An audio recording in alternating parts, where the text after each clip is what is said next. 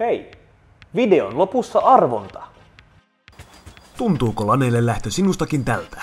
Kädet täynnä tavaraa. Käsiin sattuu, selkään sattuu, joka paikkaan sattuu. Ja käykö sinullekin aina näin?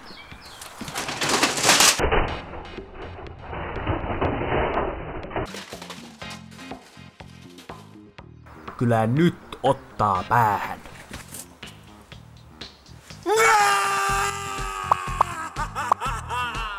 Ei hätää, sillä Asus on tuonut markkinoille Strix-brändätyn 15-tuumaisen läppärin, josta löytyy melkoisen paljon potkua kokoonsa nähden. Ja me tässä nyt kurkataan tämän boksin sisälle ja tehdään pientä benchmarkia ja katsotaan, mihin tämä laite pystyy. Käydäänpäs itse asiaan. Täältä, jaha, kansi ei edes aukenekaan loppuun asti, vaan jää tyylikkäästi tähän ja näyttää meille tämän ROG-logon. Ja täältä löytyy nätisti pakattu läppäri.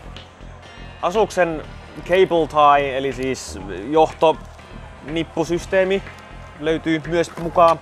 Sekä jonkinnäköinen EU Declaration of Conformity. En nyt tähän hätään osaa sanoa tarkalleen mikä tämä niin suomeksi on, mutta se on EU Declaration of Conformity. Sitten on User's Guide ja Warranty Card, eli pikaopas sekä takuulirpake, kyllä. Ja sitten on itse laturi tälle kyseiselle laitteelle ja laturille hieman johtoa, että sen saa kiinni. Ja se olikin siinä. Tässä oli sisältö, näin päästäänkin nopeasti tutkimaan itse laitetta. Ja tässä kohtaa vielä mainittakoon, että kannattaa pysyä mukana loppuun asti, koska meillä on taas arvonta! Mutta siitä lisää lopussa. Täältä löytyy tällainen Asuksen tyylikäs, yllättävänkin tyylikäs. Pakko myöntää, yleensä nämä peliläppärit ovat suhteellisen in your face. Katsokaa minua, minä olen muskeliläppäri. Mutta tämä on itse asiassa todella slim ja todella pienikokoinen, ohut läppäri peliläppäriksi. Koristeltu pienin yksityiskohtiin tämmönen oranssin punertava ROG-logo, muutamat viivat ja samoin jalakset pohjassa ovat oranssia. Lisäksi pienenä yksityiskohtana täältä sisältä näkyy ritilöistä nämä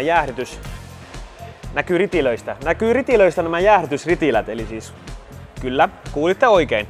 Ja ne ovat myös oranssit. Ja konepellin alla on lisää liinoja. Täällä lisää yksityiskohtaa. Meillä on vasti, mikä on nyt värjätty, että varmasti löytää näppäimet omille paikoilleen siitä, jos joutuu hieman kurkkaamaan. Ja näppäimet on oranssia, yksityiskohtaan kaiuttimet on hieman oranssia. Joten musta-oranssinen läppäri, mikä on todellakin omasta mielestäni yllättävän kompaktin kokoinen. Ja tekniset ominaisuudet tässä laitteessa ovat seuraavanlaiset. Joudun nyt lunttaamaan ne täältä paketin kyljestä.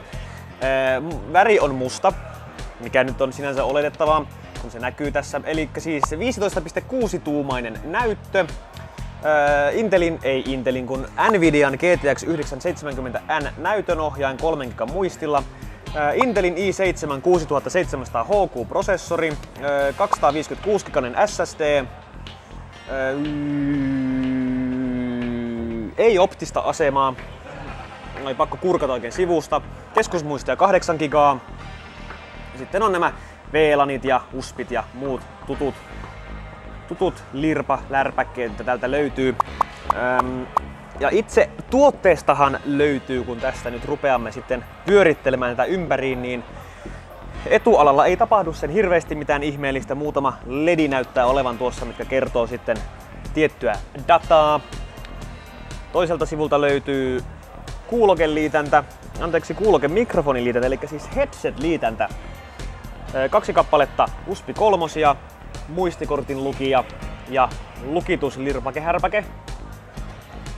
Takaa oli jo aikaisemmin mainittut jäähdytysritilät ja toiselta sivulta löytyy latauspaikka, verkkojohto RJ45, DisplayPort, HDMI, USB 3 ja USB Type-C. Joten siinä löytyy nämä tämän laitteen tekniset osa-alueet. Ja seuraavaksi voidaankin sitten kurkata hieman, miten tämä laite pyörittää pelejä ja testiohjelmia tai testiohjelmaa. Anyway, mennään. Ja nyt kun meillä tämä kone on tässä käynnissä, niin todettakoon vielä, että näppäimistöhän on taustavalaistu punaisella värillä.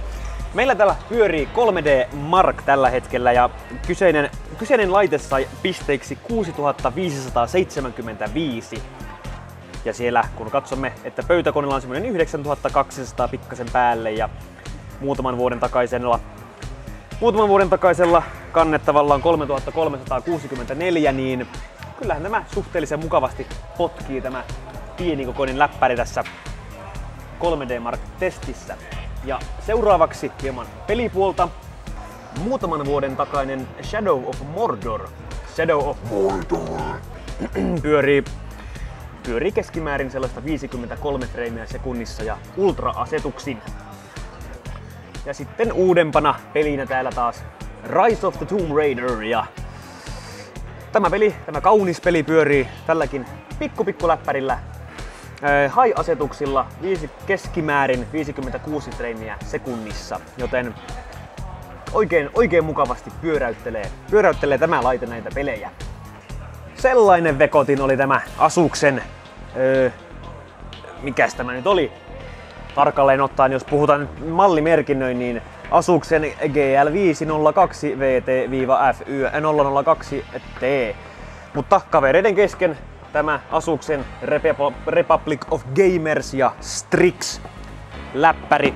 Eli todella näppärän kokoisessa paketissa suhteellisen mukavasti pelitehoa, kuten noista testeistä nyt huomattiin. Ja todella helppo ottaa mukaan ohuutensa vuoksi, mahtuu kevyesti pienenkin laukkuun ja on helppo ottaa mukaan sitten matkalle tai vaikka sitten laneihin, jos ei halua samanlaista kohtaloa kun pöytäkoneen kanssa voi käydä.